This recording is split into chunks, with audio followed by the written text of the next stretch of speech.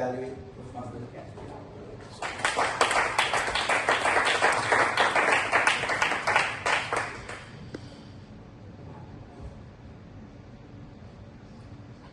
I leaned in and listened to Ken's speech.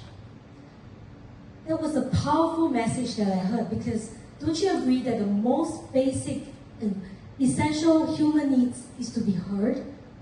So thank you so much, Ken, for bringing us and reminding us that being heard is a powerful message.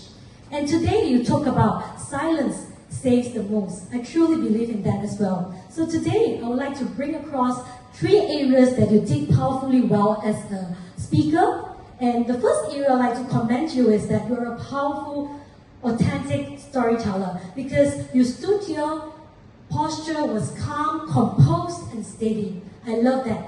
And as you told us that you're Australian to me before the event, I felt that it was like a TED Talk style. Don't you feel that?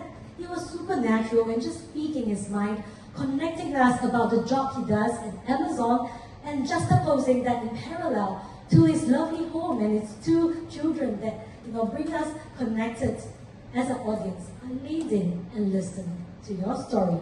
Number 2, you have amazing and congruent body language. Did you remember that he used open hand gestures, very relaxed, and help us to lean in because of his lucid smile that exuding confidence. I love that. Please keep it up.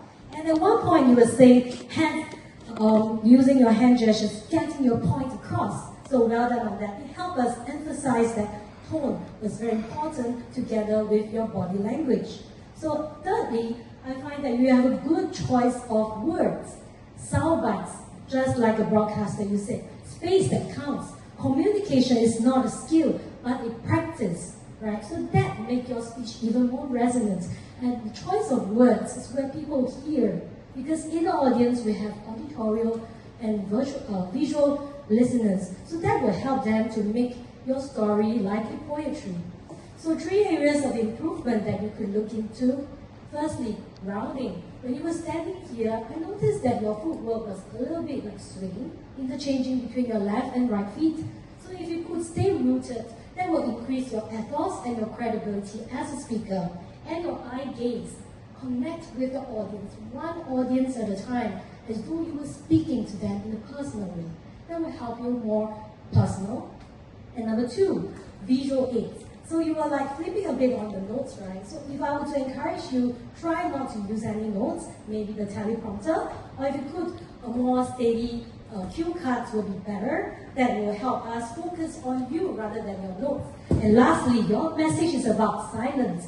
So I'd like to try to impress upon you to try dynamic pause. For example, help us to listen, hold our attention, and cadence is power. And that will help you become a more confident and persuasive storyteller. Back to you, Toastmaster of the evening.